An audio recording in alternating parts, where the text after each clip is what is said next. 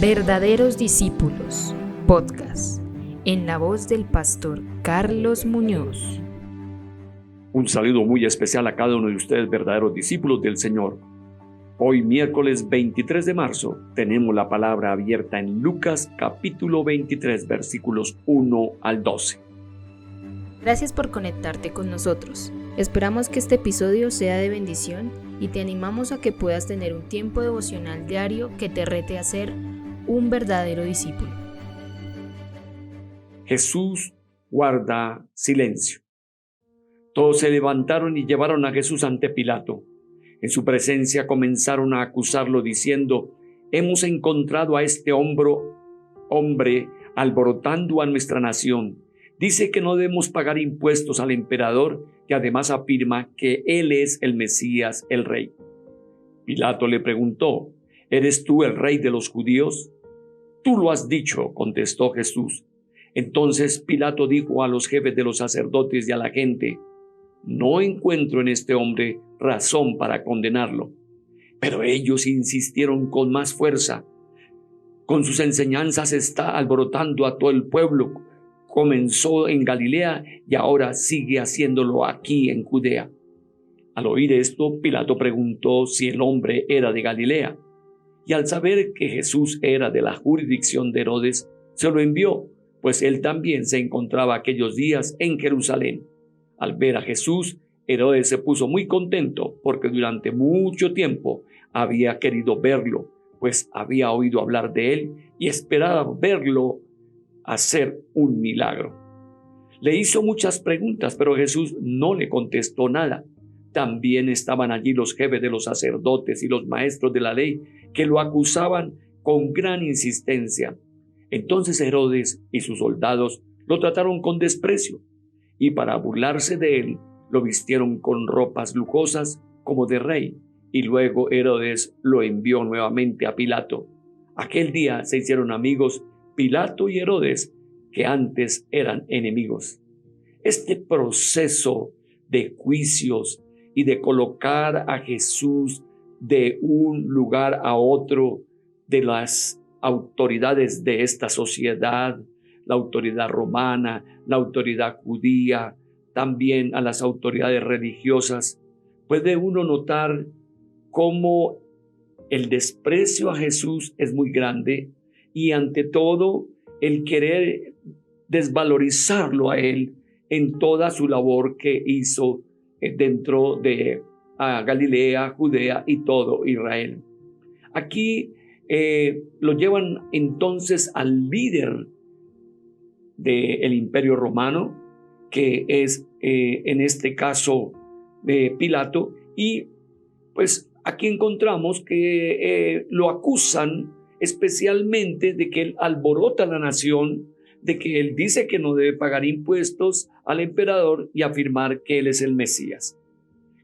Es interesante notar cómo para buscar la acusación a un hombre santo están diciendo cosas que no son la realidad ni fueron la verdad. El Señor no alborotó la nación en ninguna forma, tampoco dijo que debían dejar de pagar impuestos al emperador, y en la afirmación de ser Mesías, él lo estaba diciendo especialmente al grupo de los 12. Ahora, aquí Pilato agarra solamente la última situación del acusamiento y le dice: ¿eres tú el rey de los judíos? El Señor lo contesta positivamente, afirmativamente. Él no niega su identidad. Él identifica que a eso vino, a reinar, a gobernar, en este caso, a los corazones y las vidas de todo aquel que le crea a él.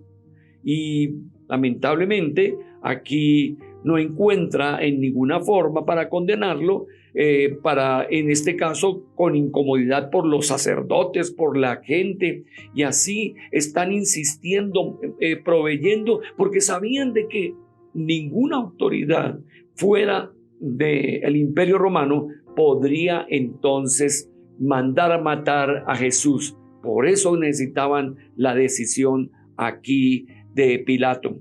Y en esto entonces Cuando Pilato pues nota acá que es de Galilea, pues lo envía entonces ante el rey porque estaba en la Pascua, porque era un rito religioso. Pero uno puede notar que la vivencia religiosa, cuando solamente es algo que se hace por práctica y sin un sentido verdaderamente con la comunión con Dios, no sirve de nada, porque ni aun Herodes, un hombre que era un hombre malo, un hombre sin respeto a Dios, viene simplemente a celebrar para que lo vean, y todo esto a uno pues le sorprende. La religiosidad no nos lleva a Dios. Es una vida de quebrantamiento buscando que esa presencia se manifieste en nosotros. Y dice aquí que entonces llevan a Herodes, y Herodes se siente como muy gustoso de ver a Jesús, quiere que él haga un milagro, quiere que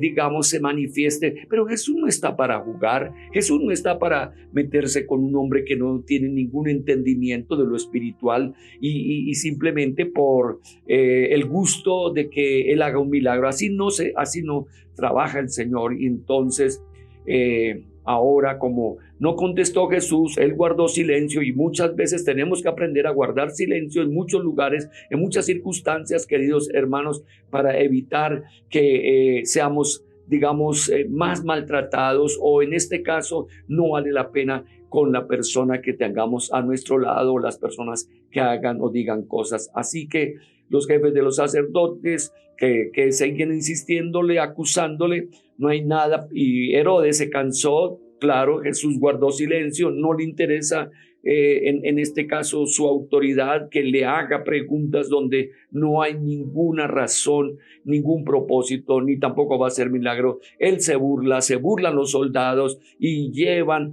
a Jesús con maltratos otra vez a Pilato. Tremendo es que se vuelven amigos los que eran enemigos cuando están haciendo acciones que no son correctas. Así que, ¿por qué Jesús, siendo el Rey de Reyes, soporta las burlas y el escarnio? Lo hemos dicho, porque Él camina hacia la obediencia del Padre, y con el propósito de salvar a toda la humanidad, Él colocando su vida en rescate de nosotros con dolor y sacrificio.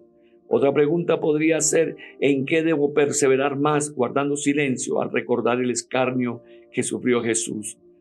Ya lo hemos estado mirando, que es importante, especialmente con comentarios que no tienen valor, o reuniones donde no debe de incluirse, cuando hay chistes flojos, chistes de mal asunto, cuando en realidad lo que se está hablando es pura vanidad sin ningún interés. Y guardar silencio es lo mejor. Aquí en la ilustración dice una fe libre de compromisos, y dice que un joven había finalizado su maestría durante la crisis financiera y estaba teniendo dificultades para encontrar trabajo, pero consiguió una entrevista con una de las compañías más importantes del país.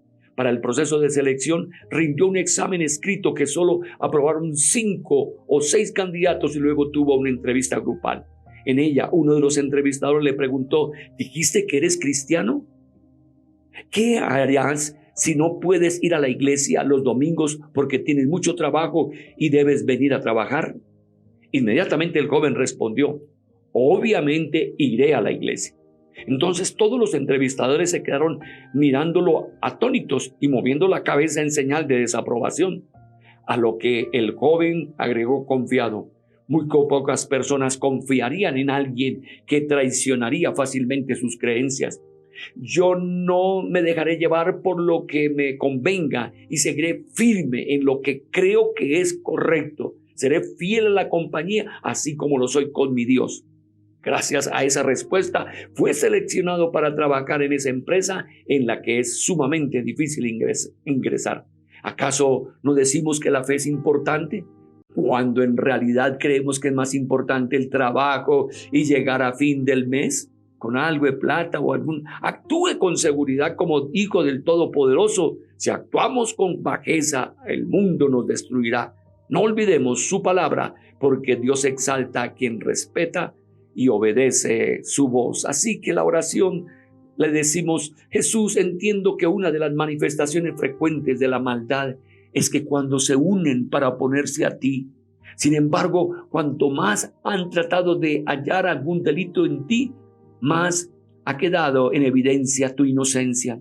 No permitas que trate con mi naturaleza pecaminosa a los enemigos que te atacan. Enséñame a vencer el mal con el bien. Amén. Adelante cada uno de ustedes. Dios está con nosotros. Felicidades. Gracias por escuchar el podcast Verdaderos Discípulos. Te invitamos a que compartas con otros. Si deseas conectar con nosotros, síguenos en nuestras redes sociales. Un podcast de la Iglesia Comunidad Cristiana Nazarena de Modelia.